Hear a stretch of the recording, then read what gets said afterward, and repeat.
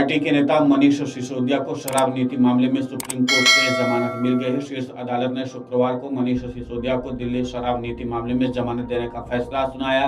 Court के फैसले को लेकर के मनीष सिसोदिया के वकील ऋषिकेश कुमार ने कहा कि ये एक ऐतिहासिक निर्णय है।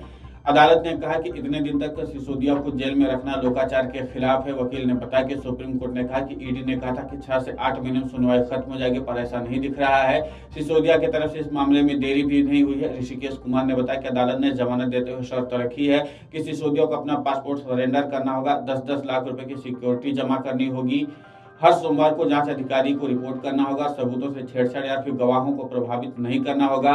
वकील ने बताया कि कोर्ट ने कहा कि अगर आपके पास सबूत है तो उनसे छेड़छाड़ का कोई मामला नहीं है। अगर आपने उसे इतने लंबे समय तक जेल में रखा तो यह जमानत के सिद्धांतों के खिलाफ है। चाहे वो ईडी का मामला हो या सेक्शन 45 का हो, वहाँ जमानत का मुख्य नियम लागू होता है। ऋषिकेश कुमार ने कहा कि सुप्रीम कोर्ट का कहना था कि मनीष सिसोदिया पहले ही 17 महीने जेल में रह चुके हैं। इस बात का ध्यान में रखते हुए सुप्रीम कोर्ट ने ईडी की सभी दलीलों को खारिज कर दिया और उन्हें जमानत दे दी। कोर्ट ने यह भी कहा कि ईडी ने जो कोर्ट में बयान दिया कि ट्रायल 6 से 8 महीने में खत्म हो जाएगा, ऐसा नहीं लगता है। वहीं वकील ऋषिकेश कुमार ने यह भी बताया कि जेल से मनीष सिसोदिया कब बाहर आने वाले। उन्होंने कहा कि सुप्रीम कोर्ट ने मेरे मुवक्किल को ईडी और सीबीआई दोनों के मामलों में जमानत दी है।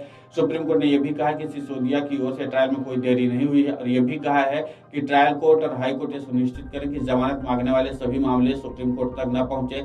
वकील ने आगे कहा कि सुप्रीम कोर्ट ने कहा कि जमानत एक नियम है और जेल एक अपवाद है कि प्रमुख सिद्धांत को रोका है। आदेश अभी आया और जैसे ही हम ट्रायल के शर्तों को पूरा करेंगे मनीष सिसोदिया को रिहा कर दिया जाएगा। जस्टिस भूषण रामकृष्णन गवई और जस्टिस केवी विश्वनाथन की बेंच ने कहा कि हाई कोर्ट और ट्रायल कोर्ट उचित ध्यान देना चाहिए।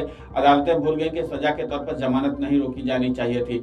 जमानत नियम है और जेल अपवाद है। इस साल की शुरुआत में ट्रायल कोर्ट और दिल्ली हाई कोर्ट ने तीसरी बार मनीष सिसोदिया की जमानत याचिकाओं को खारिज कर दिया था, जिसके बाद मनीष सिसोदिया को फिर से सुप्रीम कोर्ट का दरवाजा खटखटाना पड़ा। मुख्य न्यायाधीश डीवाई चंद्रचूड़ ने भी मार्च में अपने एक भाषण में कहा था, जिला अदालतों में जमानत का नियम कमजोर हो रहा है और कोर्ट को इसका गहन मूल्यांकन करने की जरूरत है। सभी जिला न्यायाधीशों को भी मुझे बताना चाहिए कि प्रवृत्ति क्यों उभर रही है। पिछली बार कोर्ट ने मनीष सिसोदिया को इसे जमानत देने से इंकार कर दिया था क्योंकि उसे आश्वासन दिया गया था कि जल्द ही मामले में आरोप पत्र दाखिल कर दिया जाएगा। हालांकि कोर्ट ने सिसोदिया को इस बात के लिए छूट दी थी कि अगर मुकदमे की कार्रवाई धीमी चलती है और एक बार चार्जशीट दाखिल हो जाती है तो सुप्रीम कोर्ट में फिर जमानत के लिए आ सकते हैं। मनीष सिसोदिया ने चार्जशीट दाखिल होने के बाद तीसरी बार जमानत याचिका दायर की है। शुक्रवार को फैसला सुनाते हुए सुप्रीम कोर्ट ने कहा कि मनीष सिसोदिया को हाईकोर्ट या ट्रायल कोर्ट जाने के लिए नहीं कहा जाएगा क्योंकि यह सांप सीढ़ी के खेल जैसा हो जाएगा।